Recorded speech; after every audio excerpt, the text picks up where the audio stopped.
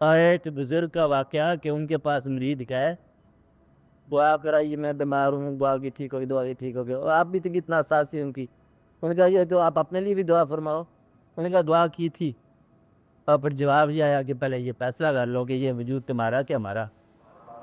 کہ جب یہ وجود سپورٹ کر دیا جائے تو تکلیف ہوتی نہیں میں. اب اس میں دعا کی ہم بات کر رہے ہیں کہ دعا میں 3 باتیں میں نے بتائی ہیں. اب تو ایک سننے والا، ایک دعا کرنے والا، ایک دعا کا انداز، اور ان تینوں چیزوں کا رزلٹ ایک آگے ہے، حاصل یا نہ حاصل. یہ تمہاری آپ بات کی بات ہے. میں یہ گنوا رہا تھا کہ کن مقام پر انسان دعاز ہوتا ہے. ایک مقام تو تکلیف کا ہے، اس سے فوری طور پر نیک انسان جو ہے نا وہ اللہ کی طرف رجوع کرتا ہے. رجوع کا اظہار کی اب میں بات کر رہا ہوں کہ اظہار کیا ہے. ایک تو اظہار ہے، شرعی طور پر دعائیں بتائی گئی ہیں، یا رب العالمین ہماری یہ زندگی بھی بہتر فرما، اگلی زندگی بھی ہمارے لیے بہتر فرما، اور ہمیں آسودگی عطا فرما، جسم کی، جان کی، روح کی، اولاد کی صحت عطا فرما. یہ دعا ہے جنرل.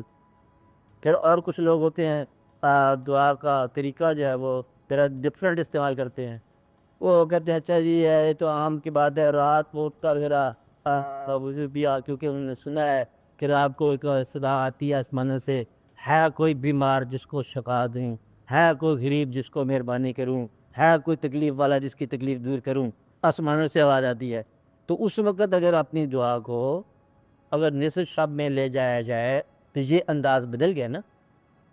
انداز بدل گیا مطلب یہ ہے کہ آپ اس دعا کو لے گئے ذرا اور قریب، کہ اس تقرب میں آپ لے گئے اور ایک اظہار کا کہ موقع ملا. تیسرا ایک طریقہ یہ ہوتا ہے، اس میں سال کا پتہ نہیں چلتا کہ اللہ کا سکرہ مل گیا، خانہ کعبہ چلا گیا، وہاں دعا کا مقام ہی نہیں ہے، اسے روئے چلا جا رہا ہے. کہتے کی ہو رہا ہے، ایکتے بولو روئے چلے جا رہے ہیں. تو کیا تکلیف ہے؟ کہتا ہے جاننے والوں کو بتانا ہی کیا ہے، کہ لب کھولے ہوتا ہے جب آپ جانتے نہ ہو. تو اس لیے جاننے والے کو اظہار جو ہے وہ صرف آنسوؤں کا اظہار ہے، اور یہ بھی ایک انداز ہے دعا کا. خالی آنسو کا گرنا دعا کا اظہار ہے. الفاظ کا ہونا یہ ایک اظہار ہے، اور مضمون دعا کا ہونا یہ ایک اظہار ہے. سجدے میں ہونا یہ ایک اظہار ہے. کچھ لوگوں کو یہ بات سمجھ نہ آئی، ہے تکلیف جسم میں آ گئی، تکلیف آ گئی، وہ کہتے ہیں اچھا تکلیف آ گئی کرو اس طرح کرو، بکرا ذبح کرو. تکلیف وہ کہتا ہے کہ مجھے میرے پیسوں کی پاکیزگی میں کمی لگتی ہے. وہ تکلیف کو دور کیا، پیسے اس کی راہ میں خراب کر دیے. بکرا پیسے ہی ہے، قاعدہ لوگ دماغ کھائیں گے. ایک خیرات کا طریقہ کر. کچھ لوگوں نے ویسے تکلیف میں تکلیف کے اندر کہتے ہیں پہیے لگے ہوتے ہیں، تکلیف کو لے کے چلا میں لیے ترا ہوں چلا. وہ جو مقرر ہیں ان کی تلاش میں کسی آفتانے پر، کسی فقیر خانے پر، کسی انسان پر، کسی دیوانے پر چلا گیا کہ بابا دعا کرو دعا کرو. دعا میں شامل کروا لیا. معصوموں کو کہا دعا کرو، چھوٹوں کو کہا دعا کرو، بزرگوں کو کہا دعا کرو. ایک آدمی کے لیے پرانی نسل اور بہت نئی نسل یہ بڑی دعا کو ہوتی ہے. بچے اور بوڑھے یہ دعا کے ذرا قریب ہوتے ہیں. بوڑھا بھی قریب ہو جاتا ہے اور توبہ کر چکا ہوتا ہے، اور چھوٹا جو وہ نیا نیا آتا ہے تب تارا دم پاتی ہوتا ہے لگے، تو یہ دعا میں شریک ہو جاتے ہیں. تو وہ لوگ اپنی دعا میں لوگوں کو شریک کر لیتے ہیں. دعا کا ایک انداز یہ ہے کہ دعا کے بارے میں بات کرنے کا مدعا یہ ہے کہ آپ اپنی آرزوؤں کو مالک تک ضرور پہنچانا. مطلب یہ ہے کہ اس کے پہنچانے کا طریقہ سجدہ ہے، خاموشی بھی بعض اوقات ہے. کہ تو وہ سارے بول رہے تو کیوں نہیں بولا، خاموش بیٹھے عورت. مقصد یہ ہے کہ میں بولوں تو کہیں وہ میرا مقام ہی نہ کم ہو جائے، اس لیے وہ بولا ہی نہیں ہے.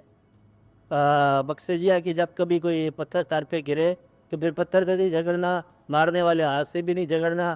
دیکھنا یہ ہے کہ حکم کس کا ہے. پتہ میں سمجھ گیا یہ حکم کسی اور کا ہے، تو ادھر رجوع کیا کہ اب آپ دنیا کے پتھر پواتے ہو، آپ کی مہربانی ہے، غلطی ہو گئی، کلام دعا اپنا حاضر کر دیتا ہے. تو دعا ایمان کا اعلان ہے، اور گناہ جو ہے وہ انسان کو سب سے بڑا سزا جو دیتا ہے گناہ، ایک تو آگے کی سزا ہوگی نا، ہوگی، اس کو دیکھا جائے گا۔ گناہ جو دنیا میں سزا دیتا ہے انسان کا دعا پر اعتماد اٹھتا ہے، اور دعا پر اعتماد رہتا ہی نہیں ہے۔ اب آپ دعا کی اگر شکل پہچانو تو ہر آدمی اس زندگی میں اپنے سفر کے دوران بچپن سے لے کے اب تک واردات دیکھتا آیا ہے، اور کوئی انسان ایسا نہیں جس نے یہ کہا ہو میری دعائیں منظور نہیں ہوئی، کیونکہ معصومیت سے پیدا ہوا، نیکی سے سفر کیا، اور بزرگوں کے خاندان کے لوگ آپ پڑھے تو آپ کی دعائیں منظور ہوتی رہی۔ ہمیشہ ایک وقت زندگی میں آیا کہ دعائیں منظور ہوتی رہی، کیونکہ اللہ کریم جو ہے پہل محبت کی اللہ کریم کرتی ہے۔ عامر بات سمجھ رہے ہیں؟ اللہ کا یہی ایک طریقہ ہے کہ فعل وہ احسان کی خوشی کرتا ہے، پھر اس کے بعد پھر آپ لوگوں کو موقع دے دیتا ہے کہ اب آپ اس احسان کو دیکھو، اس احسان پہ غور کرو۔ تو اللہ کریم جو گلا اگر کبھی انسان کا کیا، یہ نہیں کہ تم گمراہ ہو گئے، ہاں اللہ نے یہ بھی گلا نہیں کیا کہ تم ایمان کو نہیں مانتے، یہ گلا نہیں کیا، سزا رکھی ہے کی، تو نے کہا کہ گلا یہ کیا، یہ عجیب بات یہ ہے، تم عجب آدمی ہو کہ ایک رستہ ہمارے پاس رہے ہو، ہمارے قریب رہے ہو، اور گلا کیا کیا کہ سما قست قلوبکم من بعد، اس کے بعد تمہارے دل پتھر ہو گئے۔